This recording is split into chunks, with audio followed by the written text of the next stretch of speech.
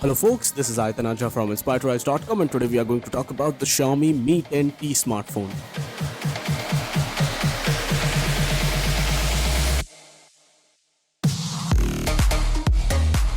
So guys, the Mi 10T is the latest flagship smartphone by Xiaomi. It's priced at around 39,999 on their website right now. And if you talk about the build and design, it's really a hefty phone with 218 grams of weight, 9.3 millimeters of thickness, and it has an aluminum frame, glass front with Corning Gorilla Glass 5 protection, and same on the glass back. The camera bump on the back is really big, and when compared to the Note 20 Ultra, it's almost of similar size. There's no 3.5mm jack here. The power button itself houses the fingerprint scanner, and overall it's not really a gigantic phone, but it's still usable, and if you keep it on a flat surface it does rock a lot. So if you're using it without TPU cover, the back and the camera module would get a lot of scratches. And now let's talk further about the build and design. The fingerprint sensor on the right hand side, though it works good, but it does take some time to open up and it wasn't really perfect all of the time. So that's one of the things that I really didn't like about this smartphone.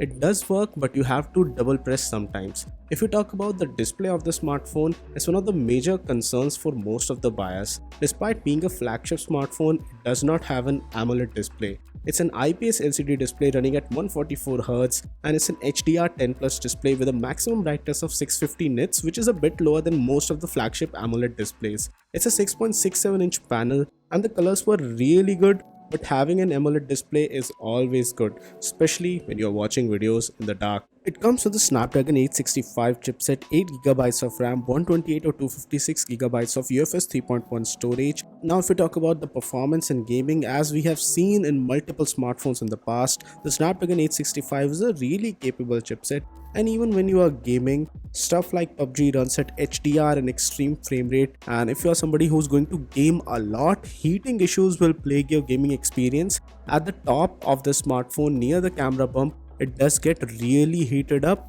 and when you're playing for a really long duration of time, you will feel that the FPS drops because of that. So that's something that you have to take care of. If you talk about the connectivity, it comes with Bluetooth 5.1, NFC, there's infrared support as well as Wi-Fi 6 support. Along with dual band Wi-Fi support, there's LTE+, VoLTE, VO Wi-Fi, USB OTG support as well.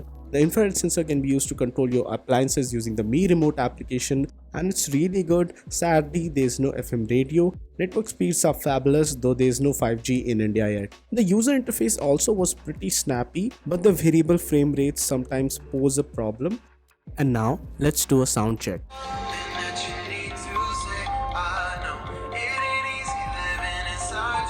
It comes with stereo speakers and the overall volume is pretty loud and satisfactory. It does have support for 24-bit 96kHz high resolution audio, but there is no 3.5mm jack here. The primary camera sensor on this one is a 108MP f1.7 aperture 0.8 micrometer sensor with OIS support. Along with PDAF, there's a 13MP f2.4 ultrawide sensor as well. It has a 5MP f2.4 micro sensor as well. Honestly, a telephoto sensor would have been much better, but to each their own. It supports 8K video recording at 30fps, 4K video recording at 60fps, and Full HD videos at 120fps. The image quality was decent. I felt that the ultrawide camera lacked a little bit of sharpness, and when recording videos, the ultrawide camera had a lot of noise. The front camera also is pretty good, and in terms of still images, the quality is definitely there, but there are some issues related to the camera which we will talk about soon.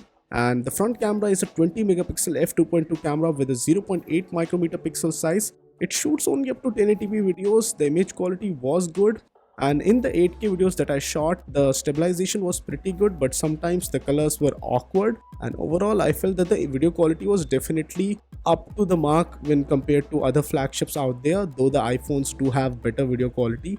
And similarly, the ultrawide sensors showed a little bit more noise when compared to the primary camera, so that's also something that might need a software side rectification. The front camera shoots up to 1080p videos, which is okay, but it's not definitely the best in class. And if we talk about the dynamic range on the front camera, it's not that great, and you can see that it does have some problems with exposure. But the good thing is that it does support Cam2 API, so Gcam would work properly on the smartphone, and when a good Gcam port comes in, a lot of things would be better on this smartphone.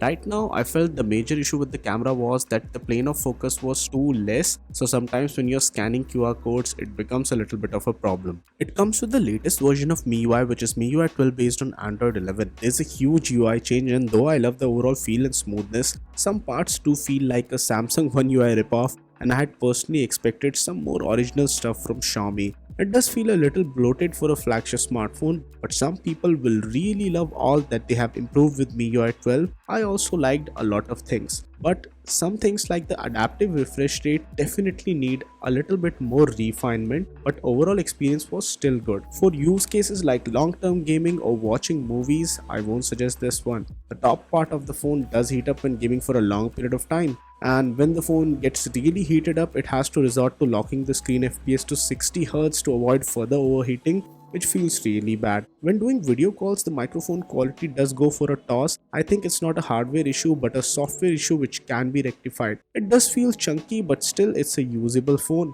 And the display is not a DC dimming display but a PWM dimming style panel, so some people will find that the display is giving them headaches. So that's also something that you have to keep in mind. There's no IP68 protection on this flagship. Truth be told, in similar pricing, there are other good phones as well, and even to this date, I would recommend the Redmi K20 Pro over something like this if you really want to save your money. So guys, this was it for this video. In case you like this one, don't forget to smash the thumbs up button and do subscribe to Inspire to Rise for more awesome tech videos like this one. And guys, no matter what you do, stay inspired to rise.